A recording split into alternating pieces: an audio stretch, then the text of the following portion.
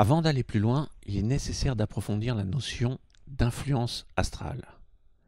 Est-ce que oui ou non, nous sommes soumis à une influence des astres et par voie de conséquence, les astres seraient une cause de ce qui pourrait nous arriver? Ce qui, évidemment, laisserait peu de place au libre arbitre. Un peu comme un aimant au verso d'une feuille qui pousserait un objet métallique au recto pour l'amener où il veut. Ça signifie qu'on serait conditionné comme des robots. Donc, je ne vois pas beaucoup l'intérêt de vivre. Il existe bien sûr une influence astrale, certainement sur nos humeurs. La Lune, le Soleil, ainsi que les planètes, le système solaire forment un tout inséparable maintenu par des forces gravitationnelles. Mais comme je l'ai déjà dit, ce n'est pas de l'astrologie, c'est arrangé du côté de l'astrophysique. Les ondes électromagnétiques chez vous, de vos appareils électroniques, ont certainement beaucoup plus d'influence sur votre humeur, sur votre caractère que la Lune ou même que l'influence d'autres planètes. Si vous dormez avec votre téléphone portable, c'est pas à cause de la pleine lune que vous n'allez pas dormir, c'est les ondes de votre portable. Comprenez ce que je veux dire?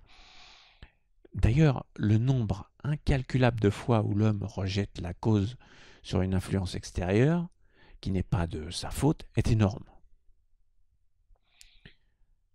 Certains astrologues adorent la prédiction car ça déresponsabilise.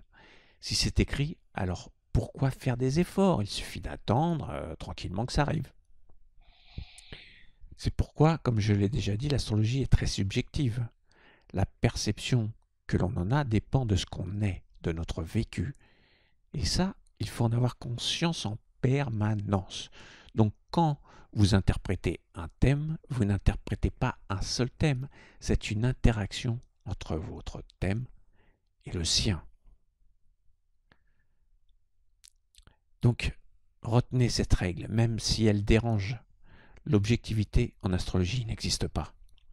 Et pourtant, on essaiera de vous faire croire le contraire. Donc, si l'astrologie ne vient pas d'une influence physique des astres, elle vient d'où? Honnêtement, c'est hyper compliqué. Et il serait prétentieux de penser qu'on détient la vérité dans ce domaine. Mais j'ai retourné la question dans tous les sens. Et j'en reviens toujours à une seule explication que j'ai donnée déjà il y a 12 ans. En effet, au niveau scientifique, je suis le premier à avoir rapproché l'astrologie et la physique quantique avant même que ce soit à la mode un peu partout.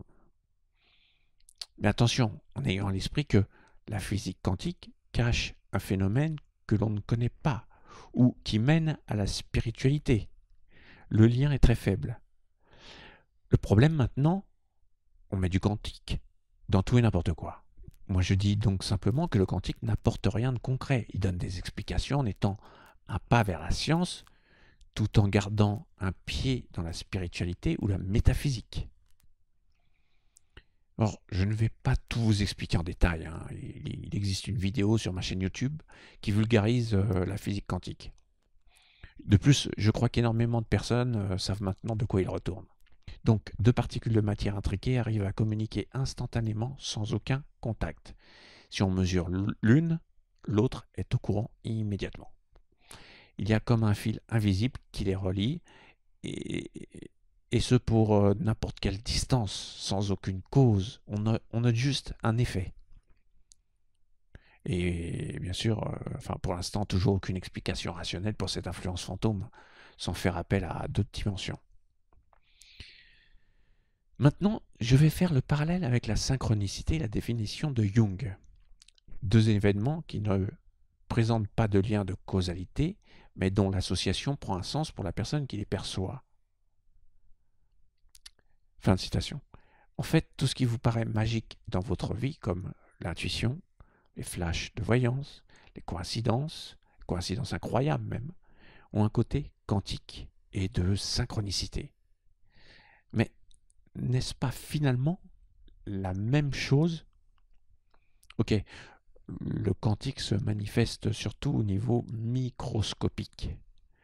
Or justement, s'il le quantique se manifeste au niveau macroscopique, vous ne le verrez pas d'une façon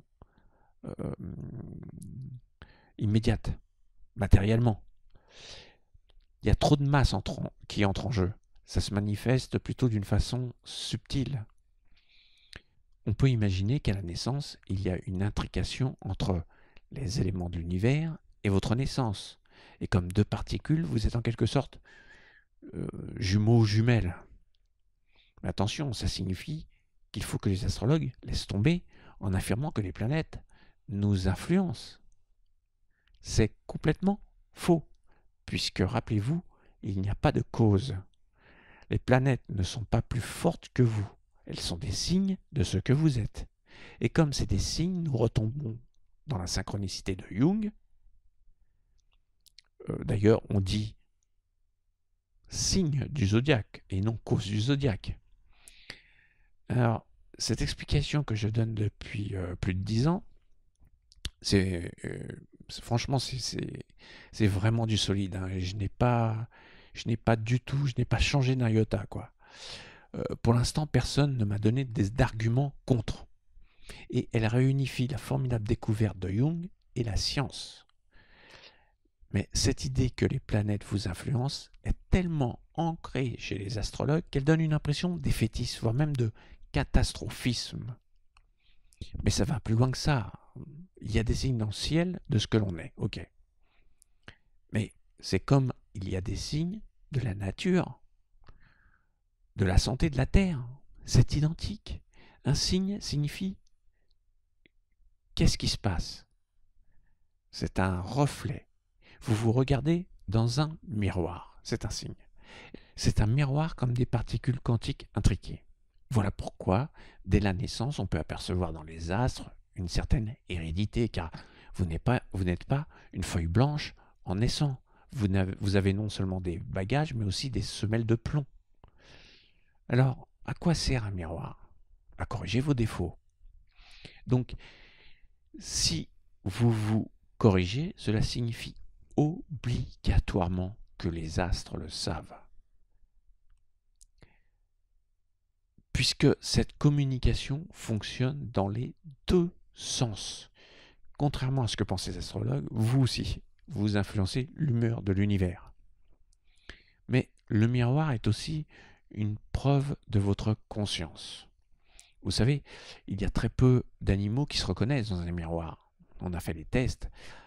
Les singes, par exemple, se reconnaissent bien. Ça signifie que, comme nous, ils ont une conscience d'eux-mêmes. Mais, et c'est le plus important pour nous, on n'a pas tous la même conscience de soi. En fait, l'humain, sur un plan global, sa conscience est peu développée. Sinon, on n'aurait pas mis la planète dans cet état. Sinon, on n'aurait pas ce désir d'autodestruction. On n'a pas conscience de nos actes. Donc, on n'a pas encore atteint une haute évolution. Et le but de ce miroir est le développement de la conscience et de se voir tel qu'on est et d'éviter les erreurs. Les bouddhistes ainsi que les psychologues ont raison à partir du moment où on prend conscience des causes de ces problèmes, c'est le début de la guérison. La conscience est comme s'il y avait une pensée derrière votre pensée qui vous surveille, une petite voix qui vous dit « Non, non, c'est pas bien pour toi ça ». Toutes les traditions asiatiques que j'ai étudiées ont pour but deux choses, la santé et le développement de la conscience. D'ailleurs, la méditation a pour but de développer la conscience, pouvoir observer vos pensées vagabondes pour revenir à l'essentiel. Et comme par hasard, la conscience est au cœur de la physique quantique, puisque dès que la conscience se manifeste, l'onde devient particule. Voyez ce qu'en dit le physicien Philippe Guillemont, découvreur de la double causalité. La conscience nous permet de penser qu'il existe un monde extérieur à nous-mêmes et de le percevoir. Sans conscience de l'univers existerait-il? La réponse est oui, mais pas tout à fait. La conscience va permettre de bâtir l'idée que l'on se fait de l'univers. Fin de citation. Notez la dernière phrase. La conscience va permettre de bâtir l'idée même que l'on se fait de l'univers. C'est très important. Tout à l'heure, j'ai dit que les astres sentent votre humeur. C'est tellement évident qu'aucun astrologue dans mes 40 ans de carrière ne m'en a jamais parlé. Vous êtes une particule intriquée avec les astres, vous ressentez, elles ressentent. Si vous n'avez pas peur d'elles, elles le seront. Elles vous remercieront. En revanche, l'attitude des astrologues d'avoir peur des configurations astrales est vraiment nocive. Ils s'attendent à quelque chose de négatif, ils auront du négatif. C'est un peu comme un chien qui ressent votre peur. Surtout que les astrologues sont les premiers à dire que les astres sont des entités. Eh bien alors, mais qu'attendez-vous pour admettre qu'ils ressentent aussi vos attitudes et vos émotions? Il ne faut pas oublier que dans de nombreuses traditions, les peuples conversaient avec les dieux. Ils apportaient des offrandes pour leur clémence et les signes sur la terre, comme le climat, reflétaient s'ils étaient en colère ou pas. Donc, on avait conscience d'un libre arbitre, que nos attitudes ont un impact sur le ciel. Un exemple, à l'heure où je conçois cette vidéo, il y a l'épidémie du Covid-19. Les anciens diraient que le ciel n'est pas content. Ils ne diraient pas c'est la faute à Saturne ou Pluton. Oui, Saturne et Pluton sont en colère à cause du comportement des hommes sur la Terre. Vous comprenez la différence? Beaucoup d'astrologues croient pratiquer l'astrologie traditionnelle, alors que ce n'est pas vrai. De nos jours, j'ai l'impression que la communication avec le haut ne va que dans un seul sens. Il faut bien que vous compreniez que les astres sont la cause de rien. Ils ne veulent pas votre malheur. Si vous êtes quelqu'un qui vous occupez de votre santé, comme vous allez bien vous sentir, le ciel va être content. Vous occupez de vous. Et ça, je l'ai vraiment remarqué, hein, que les astres ont nettement moins d'efficacité depuis que je pratique certaines disciplines. Alors, le qigong, le tai chi, la méditation. Car les signaux du ciel pour vous aider sont des intuitions qui vont éviter des embûches. Et là, vous vous dites, mais oui, c'est vrai, pourquoi je n'y ai pas pensé avant? Problème résolu. Avant, vous voulez plaire aux dieux. Maintenant, l'essentiel est de plaire à vous-même. Les astres le seront automatiquement. Respectez-vous, respectez ce qu'on vous a donné à la naissance. Les astres étaient témoins. Donc, soyez-en dignes. Et surtout, arrêtez de pratiquer l'astrologie à la sauvage. À bientôt, au revoir.